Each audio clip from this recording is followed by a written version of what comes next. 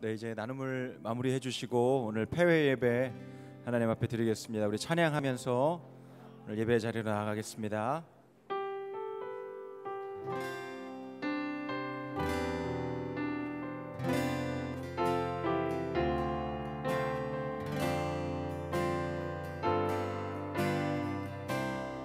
사랑하는 나의 아버지, 사랑하는 나의 아버지, 이름 높여드립니다.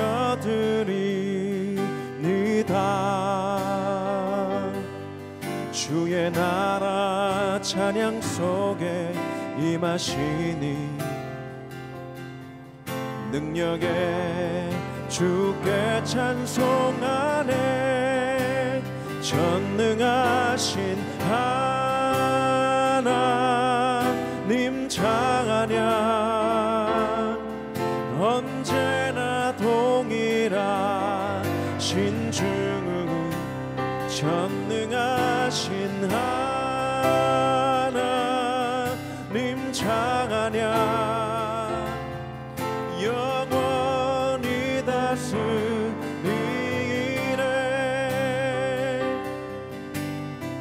사랑하는 나의 아버지, 이름 높여드립니다.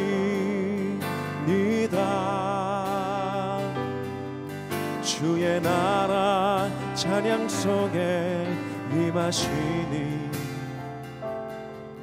능력에 주께 찬송하네. 전능하신 하나님 찬양, 언제나 동일하신 주 전능하신 하나님 찬양, 영원히 다스림. 전능하신 하나님, 전능하신 하나님 찬양, 언제나 동일하신 주 전능하신 하나님 찬양, 영원. 우리 손을 높이 들고 한 번 더 고백하겠습니다. 전능하신 하나님, 하나님 찬양, 언제나 동일하신 주 전능하신 하나님 찬양, 영원히 다스리네.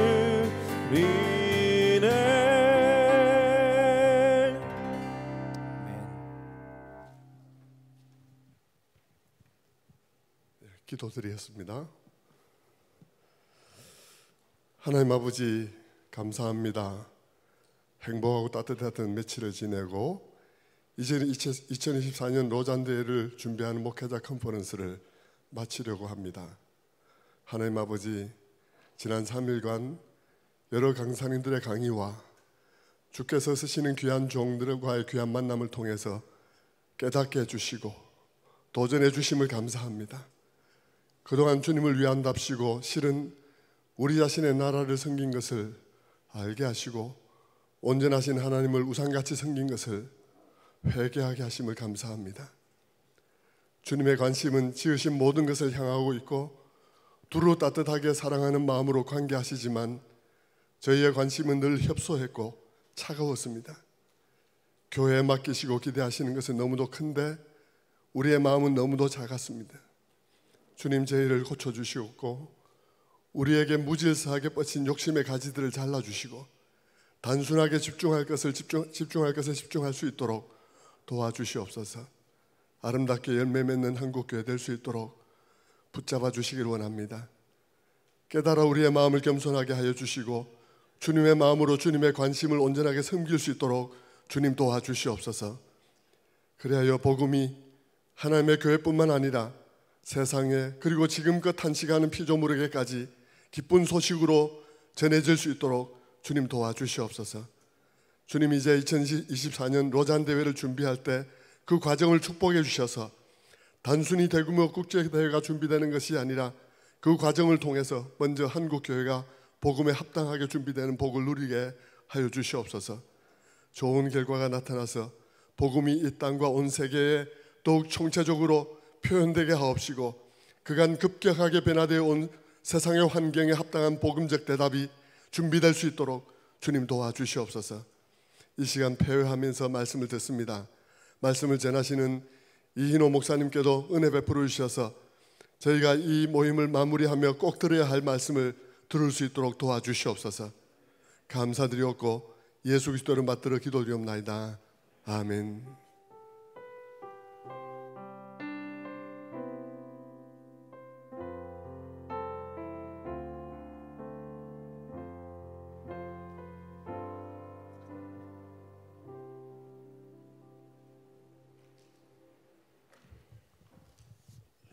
할렐루야.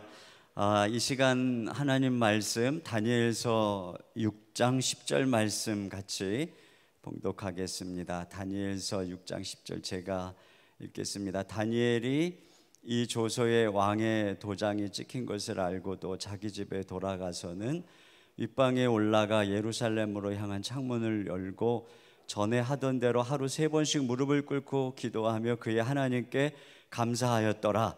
아멘. 이번 대회를 위해서 특별히 우리 선한목자교회 또 지구촌교회 온누리교회가 전적으로 호스팅을 해주셨어요. 그래서 우리가 지금 참가비도 안 내고 정말 융숭한 대접을 받았습니다. 근데 저도 그런 융숭한 대접을 받으면서 그런 생각을 해요. 내가 왜 이런 은혜를 여기서 이렇게 대접을 받는 걸까? 공짜는 없는 것이죠. 이렇게 우리에게 대접을 하는 이유는 이제 내년에는 우리도 섬기는 자리에 함께 초청하는 게 아닐까. 그렇죠? 우리가 은혜를 하나님이 주시는 것은 고난도 함께 받게 하려 하심이라 그것을 위한 것이 아닌가 생각이 돼요. 그래서 섬겨주신 분들께 진심으로 감사를 드립니다. 저는 사실 이 모임에 와서 굉장히 많이 배우고 있어요. 사실 이 자리에 서서 여러분에게 말씀을 전할 그런 위치가 아닌데 어떻게 하다 여기까지 이제 떠밀려서 올라오게 되었습니다. 제가 이번에 복음과 도시가 함께 공동 주최를 하게 됐는데 복음과 도시는 이제 저희들의 3가지 중요한 초점을 갖고 있어요. 하나는 복음을 통한 갱신, 그리고 또 하나는 이제 복음을 통해서 도시를 변화시키는, 그리고 또 이 복음을 통해서 한국교회가 연합해서 생태계를 이루는, 그 생태계를 이루기 위해서 이제 분립개척, 교회 개척 사역을 지원하는 이런 일들에 이제 우리 여기에 있는 목사님들이 함께 모여서 후원도 하고 함께 이 사역에 동참도 하고 그런 이제 사역입니다. 그래서 저희들이 가장 중요시하는 것이 복음이에요. 근데 사실 복음하면 우리는 다 알고 있어요. 복음이 무엇인지. 저도 이미 알고 있고. 그런데 이 모임에서 좀 더 복음에 집중하면서 과연 내가 복음적이었는가, 또 과연 우리 교회는 복음적인가, 이것을 끊임없이 돌아보게 되면서 점점 복음적이 돼가는 것 같아요. 근데 사실 이 모임에 오신 분들 정도 되면은 여기서 이야기하고 있는 이런 부분에 대해서는 다 아시고 관심이 있어서 오시는 분들이라고 생각을 합니다. 그런데 우리가 이 복음은 영향력이 있고 모든 것을 변화시키고, 이 복음은 사회를 변혁시키고, 복음은 온 피족의 창조계의 회복을 지향하고 있는 이 복음에 대해서 목회 현장에 들어가 있다 보면은 자꾸 균형을 잃어버리거든요. 근데 이 모임에 와서 작년에도 그렇고 올해도 계속 우리 선교사님들을 통해서, 선교사님들은 보면 교회 바깥에서 교회를 좀 더 냉정하게 바라보시면서 말씀해 주시는 것 같아요. 그러면서 내가 지금 무엇이 부족한지 계속 배워가는, 그래서 이게 내가 안다고 아는 게 아니었구나 하는 것들을 새삼 깨닫게 돼요. 그래서 사실 너무나도 귀한 시간을 갖게 되는 것 같습니다. 2024년 우리 로잔 대회를 한국에서 개최하는 것을 앞에 두고 이제 제가 이 말씀 폐회 때 어떤 말씀을 전할 수 있을까 하다가 함께 어저께 이제 우리 유기성 목사님께서도 말씀을 해주셨지만 함께 연합으로 기도하는 이 부분에 대해서 잠시 말씀을 나누었으면 좋겠다 이런 좀 생각을 합니다. 오늘 이 말씀 우리가 아는 것처럼 다니엘이 사자굴에 들어갈 위험 속에서도 하루 3번 예루살렘을 향해서 창문을 열고 기도한 내용이 있잖아요. 그가 언제 기도했는지는 우리가 이미 알고 있어요. 성전 아침 제사 드리는 3시에 그리고 또 정오 9시에 그리고 저녁 제사 드리는 6시에 그리고 저녁 제사 드리는 9시에. 그러니까 우리나라 시간으로 하면 아침 9시 또 낮 12시 또 오후 3시 이렇게 3번 기도를 한 거죠. 왜냐하면 이제 구약 시대에는 우리처럼 아무 때나 예수님 이름으로 기도하는 것이 아니라 성전에서 이렇게 제사를 드릴 때 또 성전 문이 열려 있는 정오에 그리고 또 저녁 제사 드릴 때 요한계시록에도 보면은 그 성도들의 기도가 그 분향과 함께 하늘로 올라가더라 이렇게 말씀하는 것처럼 그런 배경 속에서 이제 기도를 다니엘이 하고 있다고 하는 것을 알 수 있죠. 근데 이제 이 다니엘이 과연 무슨 기도를 했을까? 이런 이제 궁금증을 우리가 가지게 되는데 이 말씀을 가만히 이제 묵상하다 보면은 다니엘이 하루 3번 무슨 기도를 했을까 할 때 떠오르는 말씀이 솔로몬의 기도예요.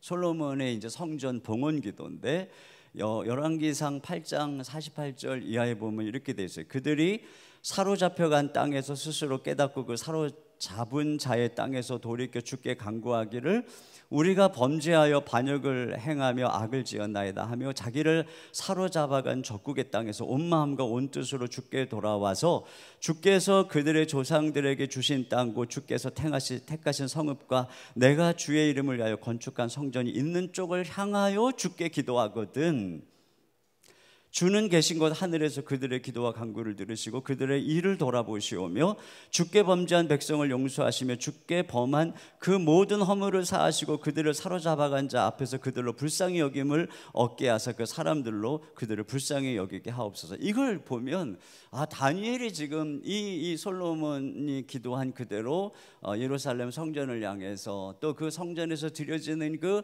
아침 분향 또 저녁 제사 시간에 그가 이렇게 기도를 하고 있구나. 그렇다면 그 기도는 무슨 기도였을까?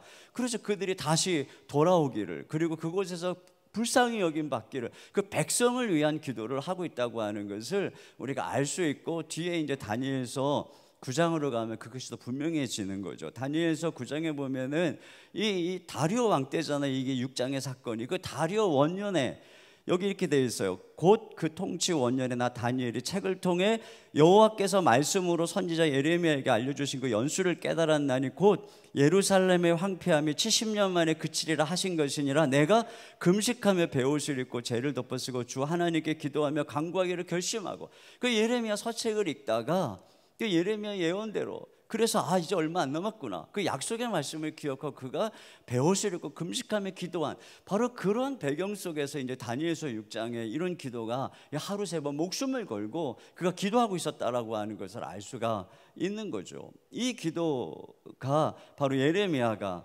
말한 그대로 예레미야가 이렇게 예언을 했죠. 예레미야 29장 10절 보면 여호와께서 이와 같이 말씀하시니라. 바벨론에서 70년이 차면 내가 너희를 돌보고 나의 선한 말을 너희에게 성취하여 너희를 이곳으로 돌아오게 하리라. 여호와의 말씀이니라. 너희를 향한 나의 생각을 내가 하나니 평안이요 재앙이 아니니라. 너희에게 미래와 희망을 주는 것이니라.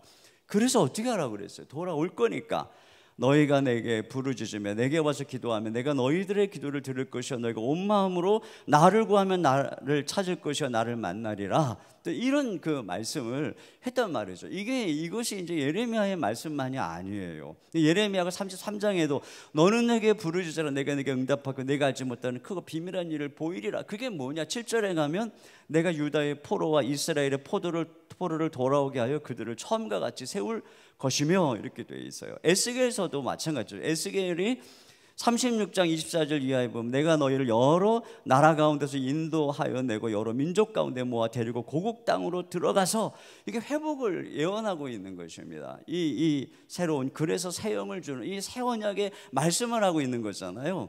근데 그럴 때 어떻게 되느냐? 37절로 내려가면은 주 여호와께서 이같이 말씀하셨느니라. 그래도 이스라엘 족속이 이같이 자기들에게 이루어지기를 내게 구하여야 할지라, 이렇게 말씀을 하고요.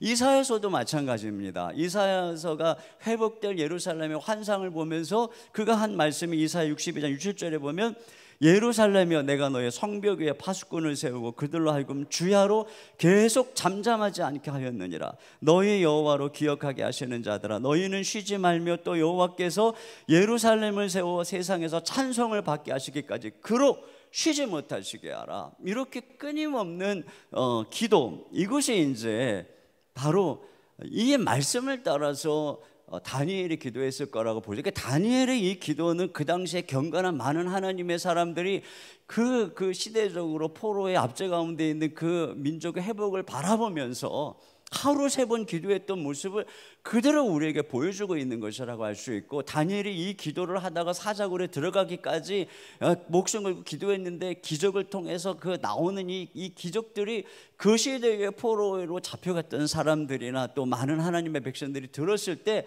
굉장히 도전을 받았을 것 같아요. 우리가 기도하자. 기도의 부흥이 일어나지 않았겠네요. 사실 이런 기도 속에서, 그러니까 결국은 바벨론 70년의 포로 속에서 그들이 회복되는 그 배경 속에는 바로 이런 기도가 있는 것이죠. 끊임없는 기도. 그러니까 하나님이 그런 기도를 요청하고 있는 거죠. 지금 우리가 어쩌면 면에서 바벨론에 그들이 포로로 잡혀간 것처럼 우리가 이 시대 속에 이런 이 교회가 굉장히 어려운 가운데 있잖아요. 근데 이런 어려운 가운데 있는 이런 상황에서 하나님 우리에게 요구하는 게 뭐겠는가? 끊임없는 하나님을 향한 이 회복을 위한 기도, 이것이 이제 우리에게 요청되는 것이라고 생각이 됩니다. 이런 기도가 예수님 때도 계속되고 있어요. 그래서 예수님 때, 예수님께서 십자가에 못 박히신 시간이 제 3시란 말이죠. 운명하신 시간이 제 6시가 지나서 9시까지 계속되더라, 이렇게 말씀하고 있고, 또 6시부터 이 주님께서, 그리고 사도행전 2장 5절에 보면은 성령님께서 강림하신 시간이 바로 제 3시. 그러니까 백성들이 기도하는 그 시간에 성령께서 강림하신 것을 알 수가 있습니다. 베드로가 제 6시에 지붕에 올라가서 기도할 때 바로 이방인을, 고넬료를 구원하도록 하는 그 계시의 환상을 또 보게 되지 않습니까? 근데 이런 그 기도가 그 당시에도 계속 되고 있었는데, 그러면 이 당시 생각해 보면 그 당시도 여전히 로마의 압제 아래 있었잖아요. 그들이 온전히 해방이 안 된 거란 말이죠. 그러면 그들이 회당에서 계속적인 올려드렸던 기도문들을 보면은 이들이 무슨 기도를 했는지를 알 수가 있어요. 이 당시에도 계속했던 그 18번 축복 기도문의 일부를 보면, 주여 우리를 당신께로 돌이키소서 우리가 회개하겠나이다. 예전과 같이 우리의 날들을 새롭게 하소서. 회개를 기뻐하는 당신을 축복합니다. 우리의 해방을 큰 나팔을 불어 선포하시고 깃발을 들어 우리의 흩어진 자들을 모으소서. 당신의 백성 이스라엘의 추방한 자들을 모으시는 주님 당신을 축복합니다. 우리 하나님이신 주여, 당신의 풍성한 자비로 당신의 백성 이스라엘에, 당신의 예루살렘에, 영광의 거처인 시온에 당신의 의로운 메시아 다윗과의 왕권을 내 자비를 베푸소. 이런 기도를 드렸다는 거죠. 그런데요, 이런 계속적인 기도 속에서 제가 이 누가복음 1장을 보면서 참 이 눈이 열렸던 거죠. 제가 깜짝 놀란 거예요. 이 누가복음 1장에 보면 말라기 이후 400년 동안 캄캄한 그곳에 드디어 이제 이 천사 가브리엘 천사가 나타나서 메시아의 탄생을 예고하고 세례요한의 탄생을 예고하는 이런 그 이제 말씀이 나오잖아요. 근데 이러한 그 계시, 메시아가 도래하는 이것까지도 이 말씀을 보면은 이 마침 사가랴가 그 반열의 차례대로 하나님 앞에서 제사장의 직무를 행할 때 제사장의 전례를 따라 제비를 뽑아 주의 성전에 들어가 분향하고, 10절에 보면 모든 백성은 그 분향하는 시간에 밖에서 기도하더니 11절에 주의 사자가 그에게 나타나 향단 우편에 선지라. 여기서 하나님께서 응답하시고, 그러니까 저는 이 말씀을 보면서 하나님께서 수백 년 동안 그 이스라엘 백성들이 아침, 점심, 저녁에 계속적으로 이 하나님의 나라의 회복을 위해서 기도하고 또 메시아의 도래를 위해서 기도하는 이런 기도의 응답으로 하나님께서 이 메시아를 보내고 계시는구나 하는 것을 보게 된다라고 하는 것이죠. 그래서 이러한 그 구약의 운동이 이제 신약에 어떻게 계승이 되었는가 하는 것을 보면은 이게 이제 주기도문이라고 봐요. 왜 그런 생각을 하시냐면 이 유대의 회당의 기도하고 이 주기도문이 굉장히 비슷해요. 굉장히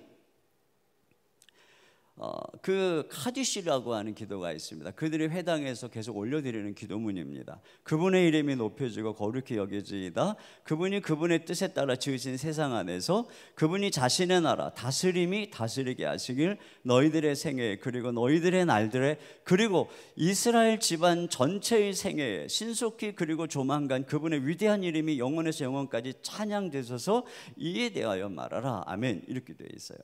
근데 예수님이 이 기도를 모르시겠습니까? 요아킴 예레미야스가 그 책에서 그랬어요. 예수님이 그 당시에 경건한 가정에서 양육되셨기 때문에 당연히 안식일에는 회당에 가시고 그때마다 이러한 기도문들을 들었을 거라는 거죠. 이 기도문이 주기도문하고 얼마나 비슷합니까? 처음에는 예수님이 이걸 따라하셨나 뭐 이런 그 생각을 하면서 약간의 마음이 좀 이렇게 헷갈리기도 했어요. 근데 제가 이걸 보면서 순간적으로 깨달은 게 뭐냐면 이 주기도문이라고 하는 것이 어느 날 그냥 주님이 하늘에서 이렇게 뚝 떨어져서 우리에게 주신 것이 아니라 이게 수백 년 이스라엘 유대 역사의 그 배경을 두고 있는 이런 역사적인 기도의 연장선상 속에서 하나님이 우리에게 주고 계시는 거구나. 이거를 깨닫게 되는 거죠. 그러니까 주기도문이 그냥 우리 어떤 기본 어떤 기도 교육서가 아니라고 하는 것입니다. 그래서 이 당시에 예수님 당시에 하나님 나라를 위한 여러 운동들이 많았잖아요. 세례요한 운동도 그렇고 바리새파 운동도 그렇고 에센파 운동도 그렇고. 근데 그들에게 다 기도문이 있었다는 것입니다. 근데 그 기도문 자체가 그들이 하는 하나님 나라 운동의 성격을 규정해 주는 기도문인 것이죠. 근데 보세요, 여러분. 예수님이 주기도문 얘기할 때 이 예수님의 제자들이 그러잖아요. 아마도 세례 요한에게서 올마온 제자들일 것입니다. 근데 그렇죠. 세례 요한이 자기 제자들에게 기도를 가르쳐 준 것처럼 우리에게도 기도를 가르쳐 주십시오. 그러니까 우리가 예수 그리스도를 따라가는 이 하나님 나라의 운동이 뭔지 우리의 그 기도를 가르쳐 달라는 거거든요. 그 속에서 지금 이 주기도문이 나온 거란 말이에요. 그래서 김세현 목사님이 그런 얘기를 했어요. 주기도문은 예수님을 통해서 시작된 새로운 하나님 나라 운동의 요약이다. 이런 이야기를 한 겁니다. 그래서 이 주기도문, 그래서 주기도문의 핵심은 결국 주의 나라가 임하소서 이 기도잖아요. 이 기도, 이걸 계속적으로 하면서 복음을 이 기도의 이 베이직 속에서 하나님 나라에, 그러니까 하나님 나라는 결국 초월적으로 오는 거지 우리가 여기서 만들어가는 그게 아니잖아요. 이런 우리들의 걸 통해서 결국은 초월적으로 주의 복음을 통해서 성령의 능력을 통해서 아까도 웨슬리 뉴비긴이 말한 것처럼 성령님의 어떤 임재, 이게 하나님의 나라의 시작이잖아요. 근데 이런 측면에서 이 기도가 앞세워져야 했던 것이죠. 그래서 조나단 에드워즈가 이런 얘기를 했어요. 함께 기도할 때 우리는 그리스도의 나라에 대한 관심이 마음속에서 사라지지 않게 되고 그 나라가 임하는 것을 위해서 깨어 기도하는 의무를 지속적으로 수행할 수 있는 촉진제가 되는. 그러니까 교회에게, 이 초대교회도 그렇고 우리도 지금 주기도문을 외우잖아요. 근데 그 핵심이, 이 칼빈이 그런 얘기를 했어요. 이 주기도문은 문자 그대로 예식용으로 따라하라고 우리에게 준 게 아니라 그 주기도문을 문자 그대로는 아니라 할지라도 그 주기도문의 목적과 정신을 따라서 너희는 이런 방식으로 기도하라, 이렇게 우리가 알려주셨다라고 하는 것이죠. 그러니까 하나님 나라의 운동을 하고 하나님의 나라가 이 땅에 임하기를 원한다면 주님께서 주기도문에 가르쳐 주신 정신을 따라서 기도를 하라, 이거예요. 그래서 그런 그 맥락 속에서, 그래서 초대교회의 그 여러 문건들을 보면은 이 주기도문을 가지고 하루 3번 그대로 그 하루 3번씩 기도하는 그 역사를 따라서 꾸준히 기도했던 것을 알 수가 있습니다. 그 주기도가 하나님 나라의 기도 운동문이라고 하는 것이죠. 결론으로 가야 되겠습니다. 조나단 에드워즈 같은 경우에 우리가 아는 것처럼 미국 대각성 운동에 가장 큰 영향을 미친 분이죠. 조나단 에드워즈의 전기를 우리 여기 있는 어느 저 목사님 몇 분하고 같이 이제 스터디하면서 읽고 또 그분의 책들을 함께 좀 살펴본 적이 있어요. 근데 조나단 에드워즈 진짜 기도 열심히 했더라고요. 서재에 들어가면 막 12시간씩 나오지 않고 말씀 연구하고 기도하고, 그러니까 그렇게 이제 하나님께 집중하는 삶을 살다 보니까 이제 그가 섬겼던 이 이제 교회에서 이 부흥이 일어나게 된 거예요. 근데 그가 이제 우리가 알고 있는 것처럼 그가 이제 결론으로 가야 되겠죠. 그가 1737년 그가 섬겼던 노샘턴 교회에서 이제 그 지역에서 부흥이 일어납니다.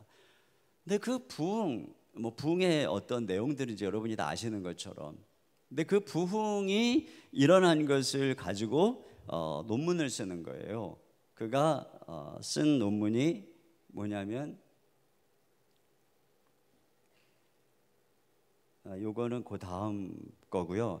그때 노샘턴 걸 가지고 이런 논문을 써요. 노샘턴과 인근 지역에 있는 수많은 영혼들의 회심에서 나타난 하나님의 놀라운 역사에 대한 신실한 보고서. 이거를 쓰니까 이 책이 저 스코틀랜드, 대서양 건너 스코틀랜드까지 건너가 가지고 스코틀랜드에 있는 목사님들이 그 책을 읽게 됩니다. 그러면서 그 부흥에 관심을 가지게 되고 서신으로 교환을 하면서 함께 기도를 하게 돼요. 함께. 그러면서 함께 7년 동안 기도합주회를 이어가게 되는 거죠. 이게 부흥을 위해서 말이죠. 그때 1948년에 그가 논문에 쓴 제목이 이거예요. 이 땅에서의 신앙 부흥과 그리스도의 나라의 확장을 위해서 특이하게 기도하는 일에 하나님의 백성들이 서로 분명한 일치를 이루고 눈에 보이는 연합을 이루도록 촉진해 주기 위한 겸비한 시도. 제가 주기도문 얘기하다 갑자기 이제 이리로 막 시간이 없어서 뛰어넘어왔지만, 제가 이 주기도문에 대해서 저희 교회에서 2주 동안 특세를 하고 이 부분에 대해서 이제 책도 좀 쓰고, 그러면서 조나단 에드워즈에 이르렀을 때, 야, 조나단 에드워즈는 주기도문의 정신을 명확하게 이해하고 있었고, 그 주기도문의 정신을 따라서 그 시대에 기도 연합 운동을 펼쳐가고 있었던 거예요. 그리고 그런 기도 속에서 그 미국의 또 대각성 운동, 영국의 이 부흥 운동들이 일어나게 되는 그러한 그 밑거름이 되었다라고 하는 것이죠. 제가 그것을 보고 진짜 엄청나게 도전을 받았어요. 우리가 기도할 때 주님 가르쳐 주신 기도, 주의 나라가 임하시옵소서라고 하는 이 기도, 이거는 주님께서 너희는 이렇게 기도하라고 가르쳐 준 거기 때문에 다른 어떤 기도는 잘 모르겠지만 주님이 가르쳐 주신 기도만큼 우리가 기도하면 분명히 이루어지는 기도란 말이죠. 이러한 그 조나단 에드워즈에서부터 촉발된 이 미국의 대각성 운동이 1차, 2차, 3차, 그리고 이것들이 여파가 우리나라의 1907년 이 평양 대부흥 운동에까지 이게 다 영향을 미친 거란 말이죠. 근데 그 뿌리에 보면은 바로 이러한 사상들이 있다라고 하는 것을 알 수가 있습니다. 그래서 제가 이 시간에 주어진 저의 시간이 25분이어 가지고요, 그냥 짧게, 제가 길게 안 해도 목사님들이시니까 제가 무슨 말씀을 하려고 하는지 아실 것 같아요. 지금 로잔 대회를 앞에 두고 어제 유기성 목사님도 말씀하셨던 것처럼 결국은 이것이 이 대회를 잘 치르는 게 목적이 아니라 이런 과정을 통해서 우리 안에 있는 이 열망이 있는 거죠. 지금 우리가 어떤 면에서 바벨론 유수와 같은 이런 지금 시대를 만난 거거든요. 이걸 어떻게 해결할 것인가? 우리가 나선다고 무슨 일이 되겠는가? 이것이 되어지기 위해서는 오늘 성경이 말한 대로 기도해라. 하나님께서는 교회를 향해서 약속하셨잖아요. 교회의 승리를 약속하셨어요. 음부의 권세가 이기지 못할 거라고요. 주의 나라와 권세와 영광이 아버지께 영원히 있습니다.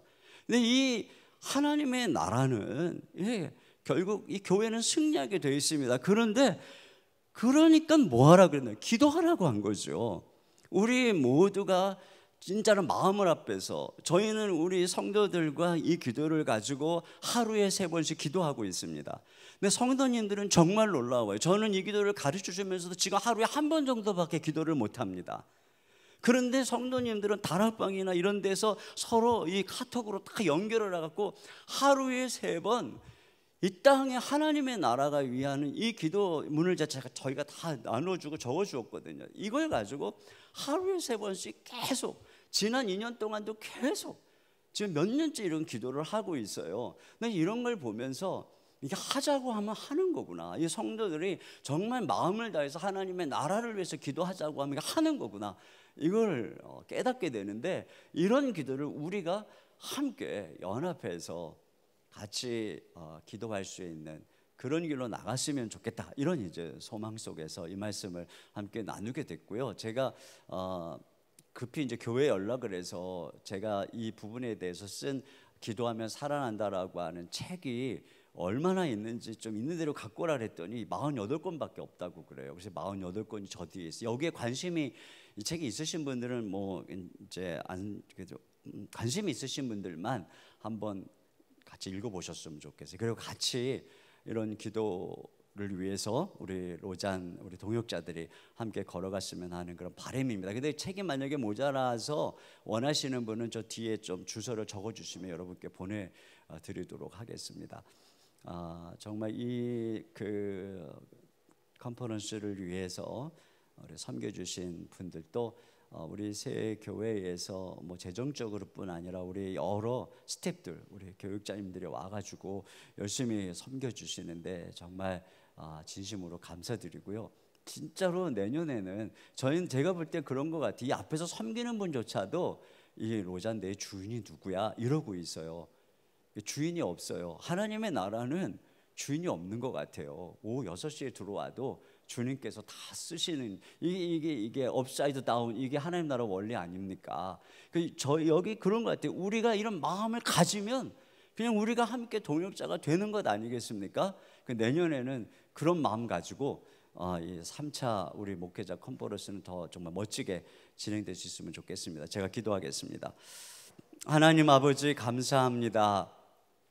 이 어려운 시대를 바라보면서 저희들의 마음에 애통하면서 로잔 목회자 컨퍼런스에 함께 참석하면서 우리들의 연약한 모습들을 바라보고 애통하며 주님께 나아가며 이 로잔 국제 대회를 통해서 이 하나님 아버지, 저희 한국교회 다시 한번 변화되기를 바라는 소망을 가지고 있습니다. 주님, 이것이 우리가 소망을 가지고 또 누군가가 나선다 할지라도 정말 우리의 힘으로 될 수 있는 것이 아님을 고백합니다. 우리 주님께서 가르쳐 주신 대로 주의 나라가 이 땅에 임하시옵소서, 이렇게 기도하라고, 그렇게 강청하라고, 그렇게 끈질기게 기도하라고 말씀하신 대로 저희들이 함께 끊임없이 주의 나라를 사모하며 부흥을 사모하면서 기도하게 하시고, 그렇게 기도할 때 주님께서 우리의 기도를 통해서 하나님이 대한민국 교회 다시 한번 회복시키시고 주님의 약속의 말씀을 이루어 주시고, 포로 가운데 있는 한국교회, 포로 가운데 있는 수많은 주의 백성들